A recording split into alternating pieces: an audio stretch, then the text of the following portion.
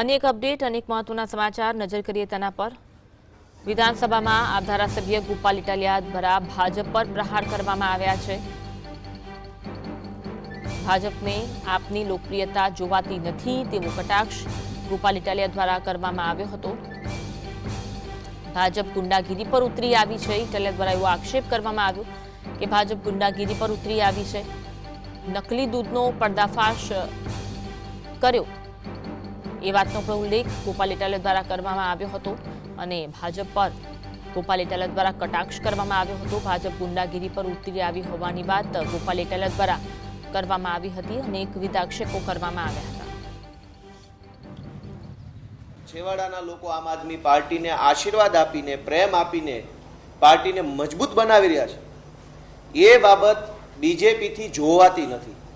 આમ આદમી પાર્ટી ગુજરાતમાં મજબૂત બની રહી છે, એનાથી ભાજપના પેટમાં નકલી તેલ રેડાય છે અને એટલે ગુંડાગીરી ઉપર ઉતરી આવ્યા છે। થોડાક દિવસો પહેલા આપે જોયું કે અમારા નેતા યુવરાજસિંહ જાડેજા જીવના જોખમે એમણે ભૂંડ અને ગાયના માંસવાળા દૂધનો પર્દાફાશ કર્યો। એ પણ ગુજરાતની અંદર પેદા થાય છે। ભૂંડ અને ગાયનું માંસ નાખી, યુરિયા ખાતર નાખી, ઝેરી કેમિકલવાળું દૂધ બનાવી ગુજરાતના વિવિધ દૂધ સંઘોમાં ભરનારા માફિયાઓનો પર્દાફાશ યુવરાજસિંહે કર્યો। એ પર્દાફાશ કરતી વખતે એમના ઉપર જીવલેણ હુમલો થયો, પરંતુ પોલીસે આજ દિવસ સુધી ફરિયાદ લખી નહીં। જે કામ ગુજરાતની સરકારે કરવાનું હોય, જે કામ સરકારના વિભાગે કરવાનું હોય, એ કામ તો યુવરાજસિંહ કરી રહ્યા છે।